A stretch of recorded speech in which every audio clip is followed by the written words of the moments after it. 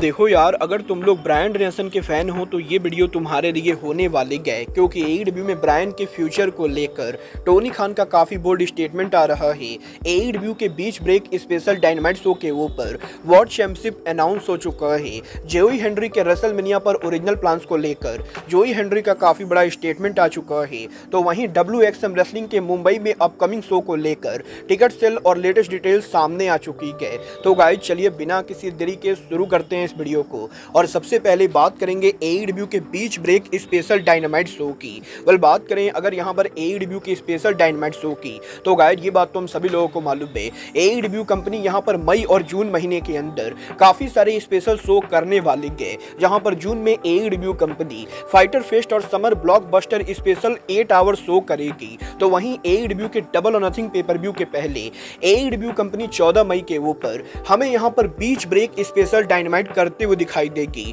और अब यहां पर एईडब्ल्यू कंपनी ने यह ऑफिशियली अनाउंस कर दिया है कि 14 मई को शिकागो में नाउ अरीना के अंदर जब एईडब्ल्यू कंपनी का बीच ब्रेक स्पेशल डायनामाइट होगा तो इस शो के मेन इवेंट पर कौन सा मैच होने वाला है। आज यहां पर वेडनेसडे नाइट डायनामाइट शो के ऊपर समोआ जो के जॉन मॉक्सली को चैलेंज करने के बाद एईडब्ल्यू कंपनी ने यह ऑफिशियली अनाउंस कर दिया है कि समोआ जो और जॉन मॉक्सली का वर्ल्ड टाइटल मैच एईडब्ल्यू के डबल और नथिंग पेपर व्यू पर ना होके बल्कि शिकागो में एईडब्ल्यू के बीच ब्रेक के ऊपर होगा। और 14 मई के ऊपर जब एईडब्ल्यू कंपनी लंबे टाइम के बाद शिकागो में उनका रिटर्न शो करेगी तो 14 मई को वेडनेसडे में डायनामाइट के मेन इवेंट के ऊपर हमें यहां पर शिकागो में एईडब्ल्यू का world title John Moxley versus Samoa Joe के बीच में ऑन द लाइन देखने को मिलेगा। और अब यह देखना दिलचस्प होने वाला है कि एईडब्ल्यू कंपनी क्योंकि यहां पर यह मैच डबल और नथिंग पेपर व्यू पर ना करके बल्कि बीच ब्रेक के ऊपर कर रही है। तो एग्जैक्टली एईडब्ल्यू के डबल और नथिंग पेपर व्यू के मेन इवेंट पर क्या होता है और क्या यहां पर एईडब्ल्यू कंपनी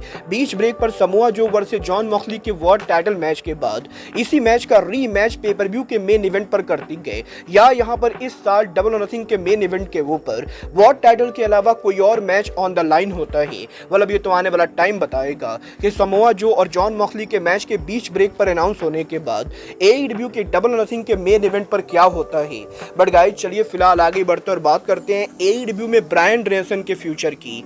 गाइस बात करें अगर यहां पर ब्रायन रैनसन की, तो गाइस ये बात तो हम सभी लोगों को मालूम है। Bryan Ranson last year AEW के रेसल ड्रीम के ऊपर हमें यहां पर आखिरी बार देखने को मिले थे, जहां पर ब्रायन के होम टाउन के ऊपर ब्रायन रैनसन ने जॉन मॉक्सली से एईडब्ल्यू का वर्ल्ड टाइटल मैच हारा था। और ब्रायन के उस मैच को हार जाने के बाद ब्रायन रैनसन यहां पर रेसलिंग बिजनेस से उनका सेमी रिटायरमेंट ले चुके थे। और यहीं ब्रायन के फुल टाइम करियर से रिटायर होने के बाद ब्रायन का एईडब्ल्यू का कॉन्ट्रैक्ट भी ओवर हो चुका है और करंटली यहां पर लीगल तरीके से ब्रायन पूरी तरह से फ्री एजेंट है। बट गाइस यहां पर ब्रायन के रिटायर होने के बाद भी एईडब्ल्यू के अंदर ब्रायन बैक स्टेज पर हैवी इन्वॉल्व है। और रिसेंटली एईडब्ल्यू कंपनी ने ग्लोब लाइफ फील्ड स्टेडियम के अंदर जब ऑल इन पेपर व्यू को लेकर प्रेस कॉन्फ्रेंस किया तो एईडब्ल्यू के ऑल इन के प्रेस कॉन्फ्रेंस के लिए ब्रायन भी टोनी खान के साथ एईडब्ल्यू के प्रेस कॉन्फ्रेंस के ऊपर मौजूद थे। और इसके अलावा एईडब्ल्यू के डायनेस्टी पेपर व्यू के ऊपर भी ब्रायन रैनसन बैक स्टेज पर गोरिल्ला पोजीशन के ऊपर टोनी खान के साथ शो को प्रोड्यूस कर रहे थे। और यहीं ब्रायन के फ्री एजेंट बनने के बाद भी लगातार बैक स्टेज पर इन्वॉल्व होने के बाद अब फाइनली इस हफ्ते टोनी खान ने खुद उनके इंटरव्यू के अंदर ब्रायन रैनसन के एईडब्ल्यू में करंट पोजीशन को लेकर बात की, जहां पर टोनी खान का यह कहना है कि लास्ट ईयर ब्रायन के वर्ल्ड टाइटल को हार जाने के बाद ब्रायन ने उनके रेसलिंग करियर से फुल टाइम रिटायरमेंट ले लिया था। और टोनी खान को नहीं मालूम है कि ब्रायन यहां पर दोबारा रेसलिंग बिजनेस के अंदर कभी वापस आएंगे या नहीं, और क्या यहां पर रेसलिंग बिजनेस के अंदर ब्रायन यहां पर दोबारा कभी कंपीट करेंगे या नहीं। बट अगर यहां पर ब्रायन रेसलिंग बिजनेस पर वापस आने का फैसला करते गए तो टोनी खान डेफिनेटली ब्रायन को एईडब्ल्यू के टेलीविजन पर दोबारा देखना चाहेंगे। बट जहां तक बात रही ब्रायन के कंपनी में इन्वॉल्वमेंट की, तो टोनी खान का यह कहना है कि ब्रायन डेफिनेटली यहां पर एईडब्ल्यू के टेलीविजन और रेसलिंग बिजनेस से रिटायर हो चुके गए। बट ब्रायन यहां पर अब भी एईडब्ल्यू कंपनी के साथ काम कर रहे गए। और टोनी खान ने इस चीज को खुद कंफर्म किया है कि वो यहां पर आज भी डेली बेसिस के ऊपर ब्रायन रैनसन से घंटों बात करते गए और एईडब्ल्यू के क्रिएटिव और बाकी चीजों के अंदर ब्रायन रैनसन अब भी यहां पर पहले की तरह काफी ज्यादा इन्वॉल्व है। और टोनी खान का यह कहना है कि एईडब्ल्यू के अंदर करंटली जो भी स्टोरी लाइन प्रोड्यूस हो रही है उनमें से काफी सारी चीजों के अंदर ब्रायन रैनसन का इनपुट है। और ब्रायन एईडब्ल्यू के ऑन स्क्रीन से तो जा चुके गए, बट वो अब भी एईडब्ल्यू के बैक स्टेज के ऊपर एईडब्ल्यू के क्रिएटिव के अंदर काफी हैवी लेवल के ऊपर इन्वॉल्व है। और टोनी खान यहां पर एईडब्ल्यू के अंदर वीकली बेसिस के ऊपर ब्रायन रैनसन से काफी सारे आइडिया शेयर करते गए और टोनी खान का ये कहना है कि वो यहाँ पर अब भी डेली बेसिस के ऊपर ब्रायन डेनियल्सन के साथ एईडब्ल्यू का क्रिएटिव डिस्कस करते गए, जिसका मतलब ये है कि ब्रायन के फ्री एजेंट बनने के बाद भी वो अभी एईडब्ल्यू कंपनी के लिए काम कर रहे गए। और डेफिनेटली अगर यहाँ पर ब्रायन का कभी भी रेसलिंग में रिटर्न होता है तो वो रिटर्न डब्ल्यूडब्ल्यूई पर ना होकर बल्कि एईडब्ल्यू के ऊपर ही होने वाला है। मतलब ये तो आने वाला टाइम बताएगा कि ब्रायन एग्जैक्टली रेसलिंग बिजनेस पर रिटर्न कब करते हैं। बट गाइस चलिए फिलहाल आगे बढ़ते और बात करते हैं टीएनए वर्ल्ड चैंपियन जोई हेनरी की। वेल गाइस बात करें अगर यहाँ पर जोई हेनरी की तो गाइस यहीं जोई हेनरी के रेसलमेनिया पर डेब्यू मैच के बाद अब फाइनली यहाँ पर जोई हेनरी ने बस्टेड रेडियो पर उनके लेटेस्ट इंटरव्यू के अंदर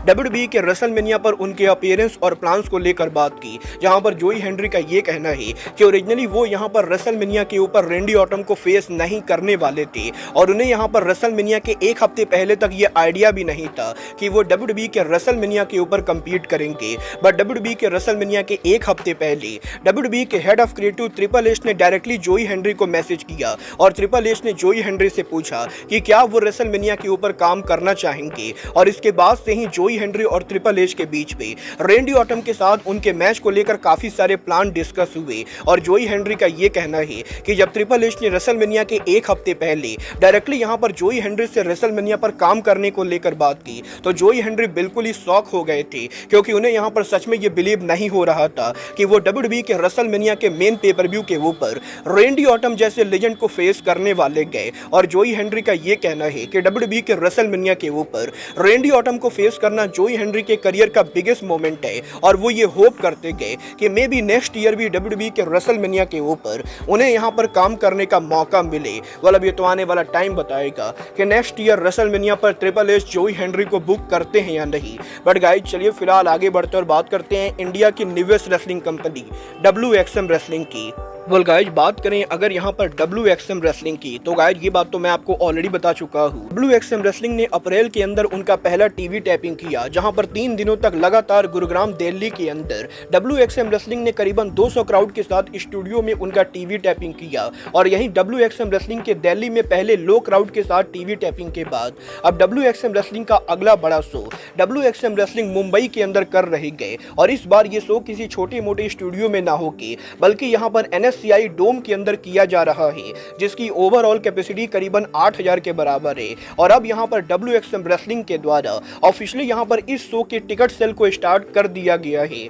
और बात करें इस शो के टिकट सेल कैपेसिटी और सुपरस्टार्स की तो अब मैं आपको बता दूं WXM रेसलिंग का ये शो हमें यहाँ पर NSCI डोम में 2 मई को देखने को मिलेगा, जहाँ पर ये शो एग्जैक्टली 2.5 घंटे का होने वाला है। और इस शो के ऊपर हमें यहाँ पर इंडियंस के साथ साथ इंटरनेशनल रेसलर देखने को मिलेंगे, जहां पर इस शो के ऊपर हमें यहां पर जिंदर महल, एमी साकुरा, क्रिस एडोनिस, खलिस्टो सहित कुछ और इंटरनेशनल इंडी रेसलर देखने को मिलेंगे। तो वहीं इस शो के ऊपर WXM रेसलिंग के खुद के बनाए गए इंडियन रेसलर्स भी होने वाले गए। और गाइस WXM रेसलिंग ने ये कंफर्म किया है कि 2.5 घंटे के इस शो के ऊपर हमें यहां पर सिंगल मैचेस से लेकर फेटल 4-वे मैचेस तक देखने को मिलेंगे। और WXM रेसलिंग के इस शो के लिए WXM रेसलिंग ने यहां पर NSCI डोम के अंदर अर्ली टिकट सेल को स्टार्ट कर दिया है, जहां पर फिलहाल के लिए NSCI डोम के अंदर WXM रेसलिंग ने अरीना के 50% कैपेसिटी को ओपन किया है। और अब भी यहां पर अरीना के 50% कैपेसिटी को WXM रेसलिंग ने ओपन नहीं किया है, जिसका मतलब ये है कि करंटली यहां पर अरीना की जिस कैपेसिटी को WXM ने ओपन किया है वो करीबन 3500 से 4000 के बराबर है। और गाइस यहां पर करंटली WXM रेसलिंग के इस शो के लिए टिकट प्राइस को भी काफी ज्यादा सही रखा गया है, जहां पर इस शो की lowest ticket price WXM wrestling ने करीबन 250 रुपए रखे गए, तो वहीं highest ticket price WXM wrestling ने करीबन 4500 रुपए रखे गए। और ये देखना दिलचस्प होगा कि NSCI डोम में जब WXM रेसलिंग उनका अब तक का बिगेस्ट शो करती गए तो एग्जैक्टली इस शो के ऊपर WXM रेसलिंग यहाँ पर कितने क्राउड पुल कर पाती गए और क्या यहाँ पर इस शो के ऊपर WXM रेसलिंग 3-4 हजार लोगों को ला पाती है या नहीं। well, अब ये तो आने वाला टाइम बताएगा कि आने वाले 10 दिनों के अंदर WXM रेसलिंग इस शो के लिए टोटल कितने टिकट बेच पाती गए और एग्जैक्टली इस शो का सेट डिजाइन कैसा होता है। बट गाइज अब आज के इस वीडियो में बस इतना ही। मैं मिलता हूँ आपसे अपने अगले वीडियो में। बट गाइज तब तक के लिए goodbye, good night and bang.